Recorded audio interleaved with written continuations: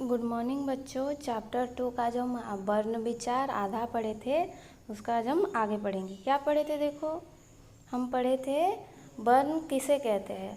भाषा की सबसे छोटी इकाई को वर्ण कहते हैं। भाषा में जो सबसे छोटा आता है जिसको हम और विभक्त नहीं कर सकते, मतलब और भाग में नहीं बांट सकते, उसे वर्ण कहते हैं। देखो, वर्ण कितने प्रकार के होते हैं? वर्ण 2 प्रकार के होते हैं। एक है स्वर वर्ण और एक है व्यंजन वर्ण। वर्ण कितने प्रकार के होते हैं? 2 प्रकार के। एक है स्वर वर्ण और दूसरा है व्यंजन वर्ण। देखो, आज हम क्या पढ़ेंगे? स्वर वर्ण। जिन वर्णों का उच्चारण स्वतंत्र रूप से और किसी अन्य ध्वनि की सहयोग लिए बिना किया जाता है उसे स्वर वर्ण कहते हैं। मतलब जिस वर्ण को बोलने के लिए हमें किसी की सहायता, किसी और वर्ण की सहायता नहीं लगती, मतलब जिसका उच्चारण करने के लिए हमें किसी और की मदद नहीं पड़ती, किसी और वर्ण की मदद नहीं पड़ती, उसे क्या बोलते हैं? स्वर वर्ण कहते हैं। देखो, हिंदी वर्णमाला में कुल 11 स्वर है। हिंदी वर्णमाला में कितना स्वर वर्ण है? 11 ठो। देखो क्या क्या है। देखो, ओ, आ, छोटी ई, बड़ी ई, छोटा ऊ, बड़ा ऊ, री, ए, ऐ, ओ और औ। ये क्या है? स्वर वर्ण है। 11 ठो स्वर वर्ण है। स्वर का उच्चारण करने पर हम यह पाते हैं कि प्रत्येक स्वर उच्चारण में समय लगता है। किसी में कम तो किसी में अधिक समय का आधार पर स्वर 3 भेद किया गया है। मतलब सारा स्वर वर्ण जो होता है एक समान बोला जाता है कि क्या? नहीं बोला जाता है। किसमें ज़्यादा टाइम लगता है, किसमें कम टाइम लगता है, ऐसा होता है कि नहीं? जैसे अ बोलने से फट से बोल देते हैं, लेकिन आ बोलने से थोड़ा टाइम लगता है कि नहीं? ऐसे ही उस हिसाब से स्वर वर्ण को कितना भाग किया गया है? 3 भाग किया गया है। देखो क्या क्या है।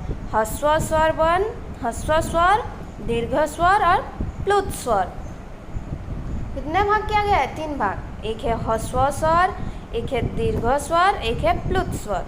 देखो, ह्रस्व स्वर के बारे में पढ़ेंगे। जिन स्वरों का उच्चारण में सबसे कम समय लगता है उन्हें ह्रस्व स्वर कहते हैं। जिन वर्ण का जो स्वर वर्ण में जो 11 ठो है, 11 ठो में जो स्वर वर्ण जो है उसका जो उच्चारण में कम टाइम जो लगता है उसे क्या बोलते हैं?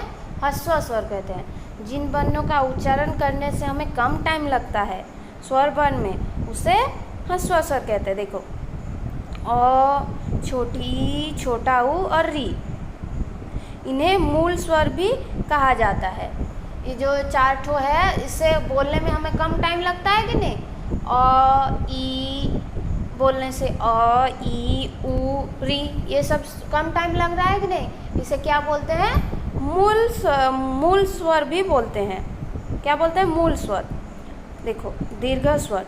जिन स्वरों के उच्चारण में ह्रस्व स्वर से दुगना समय लगता है उन्हें दीर्घ स्वर कहते हैं। जो ह्रस्व स्वर होते हैं उससे दुगना टाइम बोलने में, जो उच्चारण करने में लगता है, उसे क्या बोलते हैं? दीर्घ स्वर बोलते हैं। हम जो बोलते हैं, जब अ बोलते हैं तो कम टाइम लगता है, आ बोलने से दुगना टाइम लगता है कि नहीं? ऐसे जिन वर्णों को बोलने के लिए, जिन स्वर वर्ण को बोलने के लिए दुगना टाइम, ह्रस्व स्वर से दुगना समय लगता है उसे दीर्घ स्वर कहते हैं। इनका संज्ञा 7 है। ये जो है कौन कौन सा है?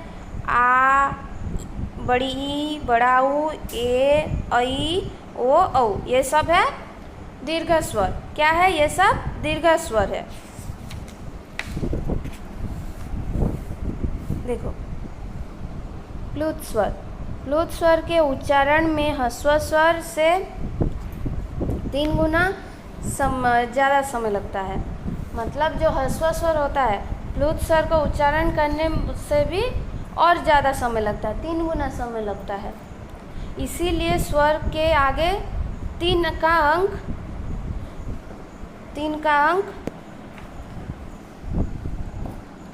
लिखने की परंपरा है।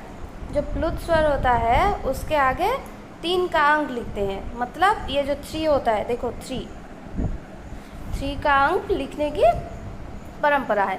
इनका प्रयोग प्राय दूसरों को बुलाने में किया जाता है। मतलब उनका जो ज़्यादातर इस्तेमाल नहीं होता, दूर से बुलाने में किया जाता है। जैसे ओ थी मम, ओम, राम आदि।